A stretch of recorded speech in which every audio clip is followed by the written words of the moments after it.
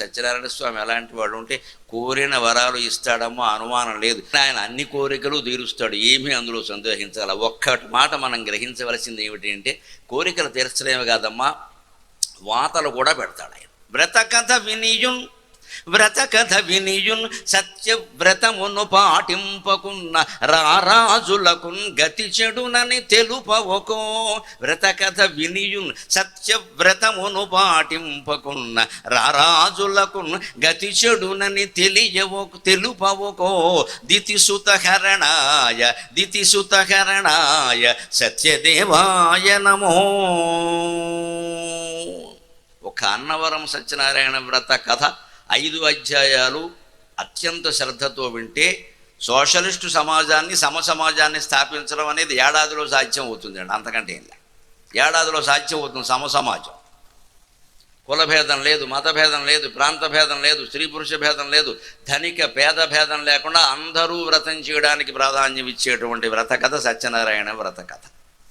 అదొక్కటి చాలు మనం గ్రహించగలిగితే. మనం ఏం చేస్తామంటే పెద్ద శని అక్కడ ఎవరో చదువుతుంటే మనం అక్షంతలు పట్టుకుని కూర్చుంటాం. ఇక్కడ ఎప్పుడు అయిపోతుంది. కొబ్బరికాయలు ఉంటాయి, 5 కొబ్బరికాయలు. ఎన్ని కొబ్బరికాయలు? 3 అయినా ఇంక 2 వడ్డించేయమని చెప్పు. యథావడ్డన జీవితాంతం అంతా ఉండేది. ఇంట్లో చేసిన ఈ గొడవే. కొబ్బరికాయలు లెక్క మన కొబ్బరికాయలు అయిపోతే అధ్యాయాలు కూడా అయిపోతాయి. 5 కొబ్బరికాయలు మొదటే కొట్టేస్తే అయిపోతాయేమో, దానికే ఉంది. అయిపోవడం ముఖ్యమా? మనమే అయిపోవడం ముఖ్యమన్నాక పురోహితుడికి లెక్కే ఉందండి. ఆయన అంతకంటే అవగొట్టేసి ఎక్కడికో పోతాడానికి ఇంకో ఖాతా ఉంది అక్కడ.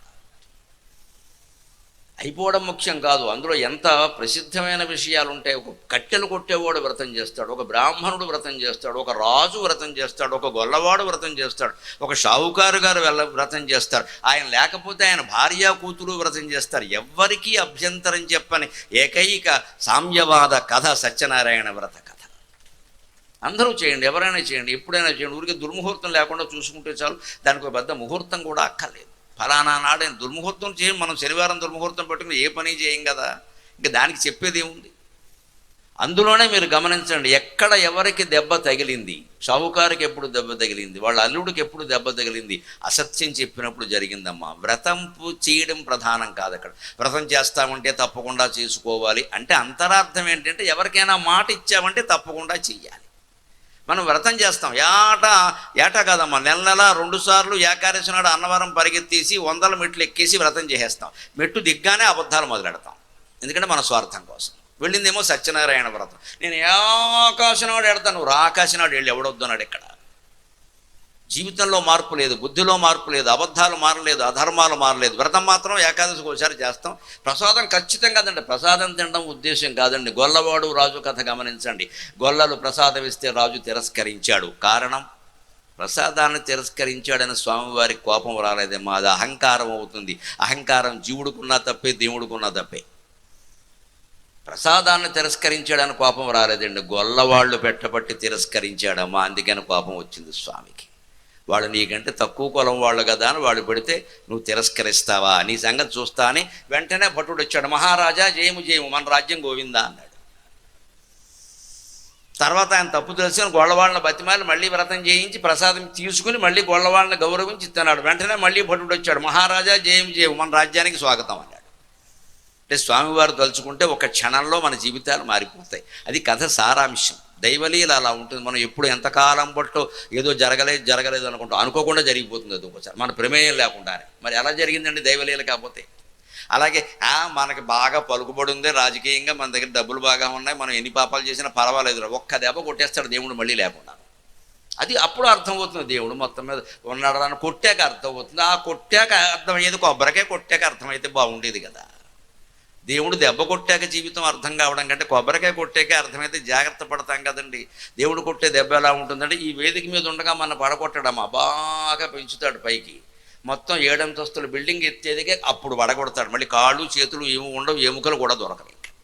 బాగా ఎదగనిస్తాడు. వ్యాపారంలో, రాజకీయంలో, పలుకుబడిలో టాప్ టాప్ టాప్ అని అప్పుడు టాప్ లేపేస్తాడు. అంటే అక్రమార్జన పరులు ఎవరైనా ఎదుగుతుంటే దయచేసి మాయలో పడకండి. వ్యాసుడు భారతంలో స్పష్టంగా చెబుతాడు, అధర్మాత్ములైన వాళ్ళు కూడా వర్ధత్యధర్మేణ నరో తతో భద్రాణి పశ్యతి తతః సపత్నాంజయతి సమూలస్తు వినశ్యతి అంటాడు. దుర్యోధనుడు అధర్మం చేసినా ఎందుకు పెంపొందాడు అని పాండవుల వనవాసంలో భీముడు ధర్మరాజుని అడిగితే సమాధానం చెబుతాడు స్పష్టంగా. వ్యాసభారతంలో ఉంటుంది, వర్ధత్యధర్మేణ నరహ, నరుడు అధర్మం చేసినా కూడా వృద్ధి పొందుతాడు. కంగారు పడిపోకూడదు మనం. వెంటనే ఫలితాలన్నీ ఇలా వచ్చేయవు. సూర్యోదయం సూర్యాస్తమయం అయినంత తేలిక కాదు ఫలితాలనేవి. వస్తాయి, నెమ్మదిగా వస్తాయి. అధర్మం వల్ల కూడా మనిషి వృద్ధి చెందుతాడు. అంతేకాదు తతో భద్రాన్ని పశ్యతి, వాడు ఇంటూ శుభకార్యాలు జరుగుతూ ఉంటాయి, మేడ మీద మేడ కట్టేస్తూ ఉంటాడు, మనం కంగారు పడిపోతూ ఉంటాం అక్కడ. అంతేకాదుట తత సపత్నాంజయితి, శత్రువులను కూడా జయిస్తాడు. రాజకీయం, అధికారం, బలం, డబ్బులు అన్నీ ఉన్నాయి, జయిస్తాడు. కానీ చివర ఎప్పుడో ఓ గడి వస్తుంది, అప్పుడు సమూలస్తు వినశ్యతి, మొత్తం కోకట వేళ్లతో సహా పీకి బారేస్తారు. అది లెక్క. ఆ సమూలస్తు వినశ్యతి అనేది ముఖ్యం. ఎప్పుడు అధర్మంగా సంపాదించిన వాళ్ళు మన ముందు మేడలు కడుతుంటే, వృద్ధి పొందుతుంటే మనం అసూయపడకూడదు, ధర్మ మార్గాన్ని విడిచిపెట్టకూడదు. వాడిని ఎదిగించి ఎదిగించి ఎదిగించి పైకి ఎదిగాక ఓ దెబ్బ కొడతాడు. ఎందుకంటే ఈ వేదిక మించి పడితే దెబ్బలు తగలవు, ఖర్చే ఉండదు. 7 అంతస్తుల మేడ మించి పట్టాడు అనుకోండి, ఆసుపత్రిలో చేరిస్తే 7 ఎకరాలు అమ్మయ్యాలి అక్కడ. అప్పుడు తెలుస్తుంది వీడి సంపాదన. అంచేది వ్రతకథ విని కూడా సత్యవ్రతాన్ని పాటించకపోతే రారాజులకు సైతం ఏ గతి పడుతుందో నీ వ్రతకథలోనే ఉందయ్యా.